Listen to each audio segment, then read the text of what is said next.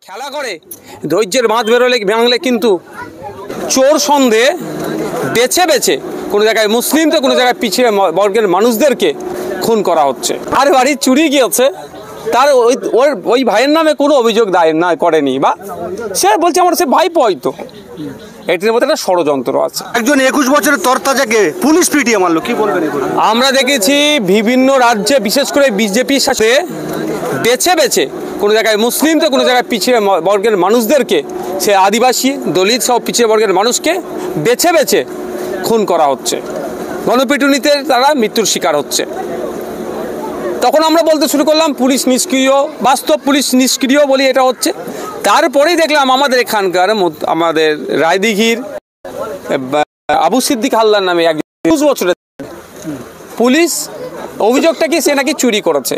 কিন্তু দুর্ভাগ্যের বিষয়, অত্যন্ত পরিতাপের বিষয়, এখনো পর্যন্ত যার বাড়ি চুরি গিয়েছে তার ওই ভাইয়ের নামে কোনো অভিযোগ দায়ের না করেনি, বা সে বলছে আমার সে ভাইপো হয়তো। এটির মধ্যে একটা ষড়যন্ত্র আছে। কারণ দুটো তিনটে ষড়যন্ত্র, একটা হচ্ছে রাজনৈতিক প্রতিহিংসা, যে আছে সে আইএসএফের একজন একনিষ্ঠ কর্মী ছিল, বিভিন্ন ইলেকশনে সে কাজ করেছে।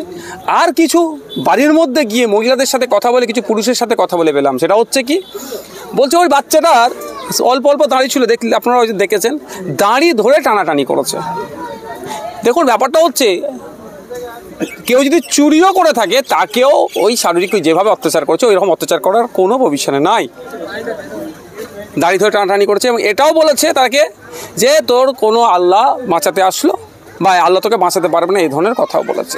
বাচ্চাটা যখন 21 বছরের যুবকটা যখন আপনার পানি খেতে চেয়েছিল, বাড়িতে নিয়ে এসেছিল, তার দাদিমা সম্পর্কে হয়, সে যখন ফ্রিজটা খুলে পানিটা বার করছিল ওই ছেলেটার মাথা ধরে ফ্রিজের মধ্যে ওই অফিসার ঢুকিয়ে দিচ্ছিল। এখানে একটা ইন্টেনশন কাজ করছে। কি হতে পারে? যার দাড়ি ধরেই এত অঙ্গের এত জায়গা আছে, দাড়ি ধরেই টানাটানি করছে, দাড়ি ছিঁড়ে নেওয়ার চেষ্টা হচ্ছে, ইন্টেনশনটা কি পুলিশ মন্ত্রী বুঝতে পারছেন না? রাজ্যে একের পর এক আপনার গণপিটুনির শিকার হয়ে মুসলিমরা, আদিবাসীরা, পিছিয়ে বর্গের মানুষরা ক্ষতিগ্রস্ত হচ্ছে, পুলিশ মন্ত্রীর মুখে কথা নাই কেন? এই যে যাকে মারা, ব্যাপারটা হচ্ছে বলছি আপনাকে, আপনি পোস্টমর্টম রিপোর্ট আসবে, কিন্তু পোস্টমর্টম রিপোর্ট আসবে আপনি মিলিয়ে নেবেন। এরপরে যা টর্চার করেছে, দুটো কিডনিও নষ্ট করে দিয়েছে। মানে কীভাবে নির্মম অত্যাচার করেছে এটা কোনোভাবে মেনে নেওয়া যায় না। আপনারা জানেন গত বছরে শিকারি মোড়া পুরুলিয়ার এক আদিবাসী ছেলেকে একইভাবে পুলিশ কাস্টডিতে রেখে তাকে পিটিয়ে হত্যা করেছিল। গত বছরে বারুইপুর পুলিশ ডিস্ট্রিক্টের আন্ডারে কতজন মারা গিয়েছিল? 4 জন। কি অত্যাচারগুলো কি হয়েছিল? আজকে আমরা কোন জায়গায় বসবাস করছি?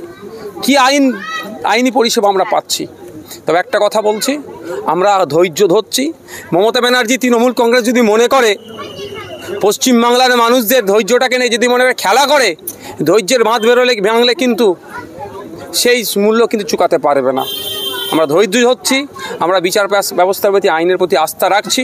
আশা করব বাকি প্রশাসনের কর্মকর্তাদের দ্বারা তাদের সুনাম ফিরিয়ে নিয়ে আসবে, যারা এই অন্যায় করেছে তাদের বিরুদ্ধে কঠোর ব্যবস্থা নেবে। শেষ প্রশ্ন করবো যে আমরা 2011 সালে দেখলাম যে যখন মমতা ব্যানার্জি বিরোধী নেত্রী ছিল তখন সাথে এটা তো তাদের কাজই এক প্রকার এজেন্ডার মধ্যে পড়ছে, আতঙ্কিত করা, ভীতস্তত করা, ভয় দেখানো, এটাই।